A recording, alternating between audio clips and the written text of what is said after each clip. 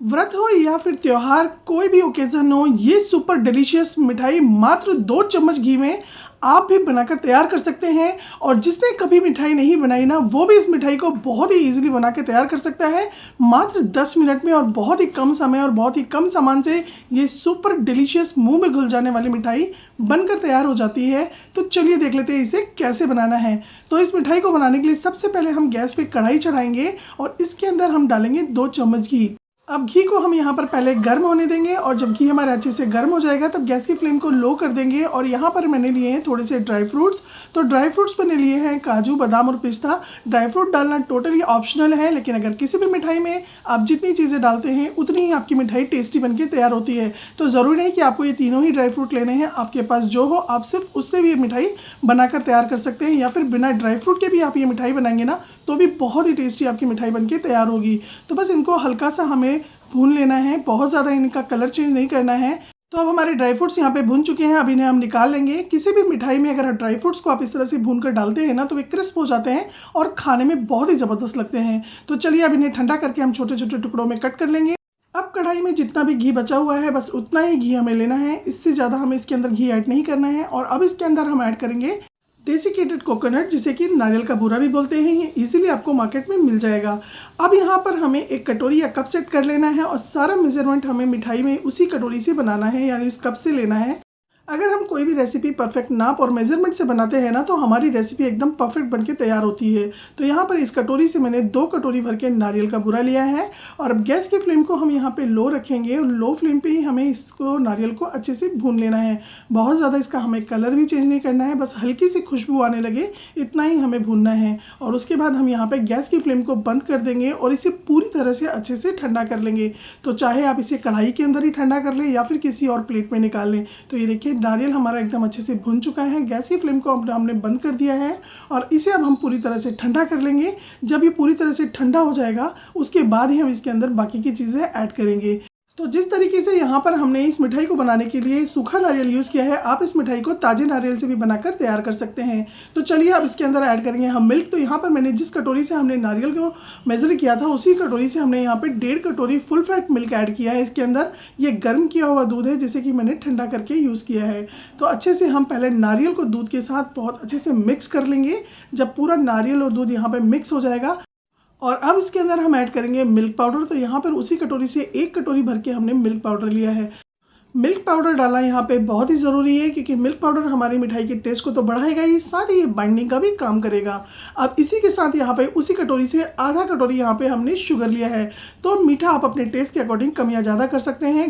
इतनी sugar sufficient है, लेकिन आप ज़्यादा मीठा खाते हैं तो आप चीनी की मात्रा बढ़ा सकते हैं। अब इन सभी चीज़ों को पहले हम अच्छे से मिक्स कर लेंगे और उसके बाद हम गैस की फ्लेम को ऑन करेंगे।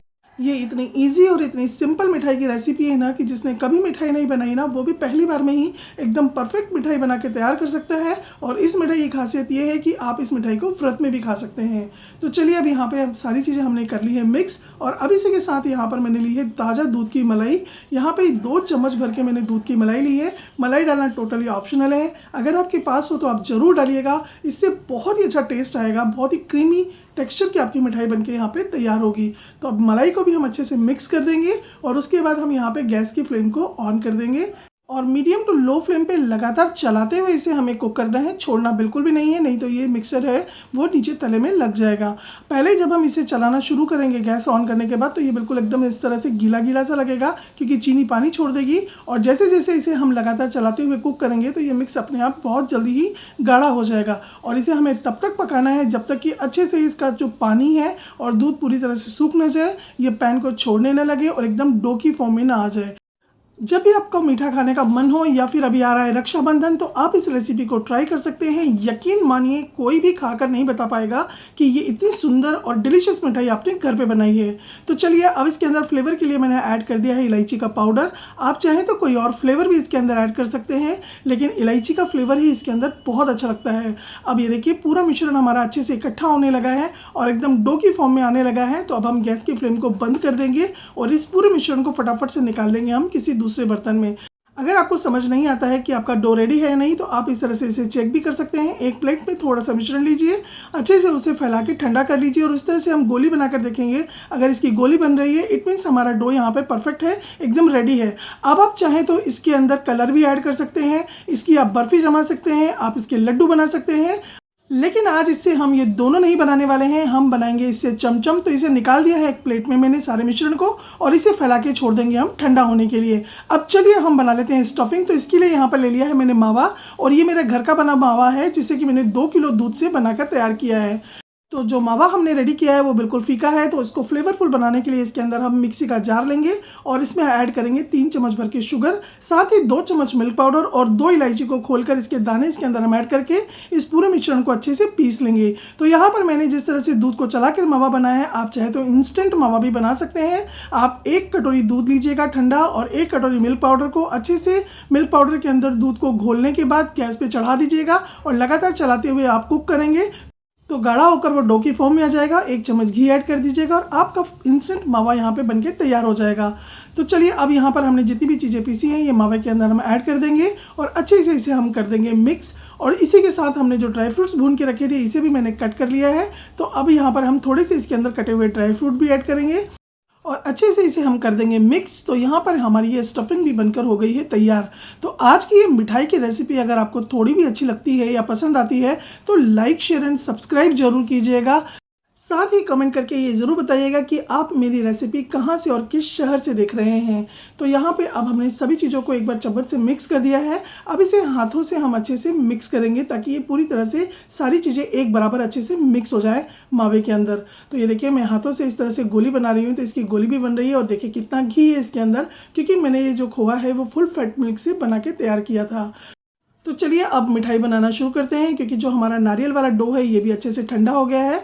अब यहाँ पर मैं आपको एक टिप और दे देती हूँ कि अगर आपको नारियल का डो इस तरह से फील करने पे थोड़ा बहुत ज़्यादा सॉफ्ट फील हो रहा है तो आप इसे थोड़ी देर के लिए फ्रिज में रख दीजिएगा। इससे थोड़ा टाइट हो जाएगा तो आपको जो मिठाई की शेप, जो भी मिठाई आप बनाएंगे ना, उसको शेप देना बहुत ईजी हो जाएगा। तो मैंने इसे थोड़ी सी देर के लिए फ्रिज में रख दिया था और ये बिल्कुल ठंडा हो गया है और थोड़ा सा टाइट भी हो गया है। तो इससे मिठाई बनाना बहुत ही इजी हो जाएगा, यानी जो भी हम शेप देंगे ना वो इजीली शेप ले लेगा।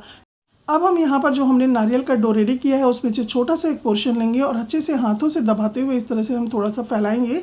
और उसके बाद जो स्टफिंग हमने यहाँ पे तैयार की है ना, उसमें से भी छोटा सा पोर्शन लेंगे और हाथों से दबाते हुए उसे हम सिलेंड्रिकल शेप दे लेंगे। और अब इस स्टफिंग को हम इस तरह से बीचों बीच सेंटर में रखेंगे।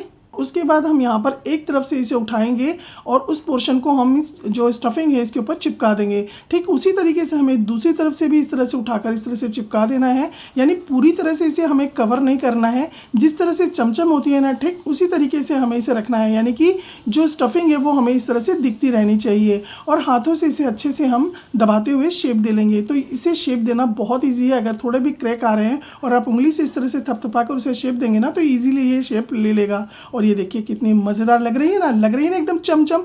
और अब इसे हम इस तरह से सूखे नारियल में पूरी तरह से अच्छे से कोट कर देंगे और उसके बाद इसे हम रखते जाएंगे एक प्लेट में। तो इसी तरीके से हम अपनी दूसरी मिठाई भी बना के तैयार कर लेंगे और सारी मिठाइयाँ हम एक एक करके इसी तरीके से बना लेंगे। तो मैं एक और आपको दिखा रही हूँ कि छोटा सा हम नींबू के आकार की गोली लेंगे। तो साइज़ मिठाई की आपको जितनी रखनी है आप उस हिसाब से पोर्शन तोड़िएगा। मैं यहाँ पर मीडियम साइज़ में बना रही हूँ तो मैंने थोड़ी नींबू से बड़ी आकार की गोली ली है। और उसके बाद यहाँ पर स्टफिंग को इस तरह से दबाते हुए सिलेंड्रिकल शेप देकर सेंटर में रखना है और एक तरफ से उठाकर हमें इसको चिपका देना है। और सेम उसी तरीके से दूसरी साइड से भी हमें इसे इस तरह से चिपकाते हुए इसे शेप दे लेना है और यहाँ पे बीच में इसे हमें खुला ही रखना है। तो इस तरह से एक एक करके हम अपनी सारी चमचम बना के रेडी कर लेंगे। और सच बता रही हूँ ये इतनी ज़बरदस्त मिठाई बनकर तैयार होगी ना, जिसे भी आप खिलाएंगे ना सच में वो आपका फ़ैन हो जाएगा।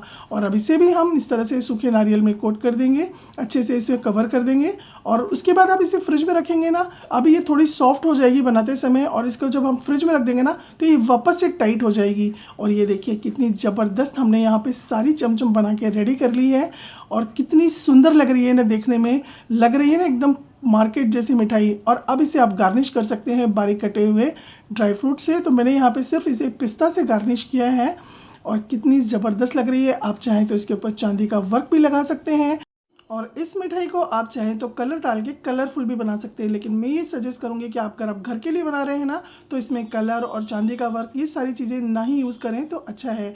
बिना कलर और बिना चांदी के वर्क के ही देखिए कितनी खूबसूरत हमारी यहाँ पे मिठाई झटपट से बहुत ही कम समय में और बहुत ही कम सामान से फटाफट से बनकर तैयार हो गई है। तो आप भी जाइए इस रक्षाबंधन पे ये मिठाई ज़रूर बनाइए और अपने प्यारे प्यारे कमेंट करके ज़रूर बताइएगा कि आपको आज की मिठाई की रेसिपी कैसी लगी। और मेरे पास एक मिठाई का डब्बा था तो मैं इसमें रख के भी आपको दिखा रही हूँ कि आप चाहें तो इसे बनाकर किसी को गिफ्ट भी कर सकते हैं किसी भी फेस्टिवल पे। कोई यकीन ही नहीं करेगा कि ये मिठाई आपने घर में बनाकर उन्हें गिफ्ट की है। तो आज की ये मिठाई की रेसिपी अगर आपको थोड़ी भी पसंद आई तो फटाफट से वीडियो पे कर दीजिए एक कमेंट और लाइक, ताकि मुझे भी पता चले कि आपको आज की मिठाई की रेसिपी पसंद आई। तो मिलती हूँ नेक्स्ट वीडियो में एक नई और मज़ेदार रेसिपी के साथ। तब तक के लिए take care and bye bye.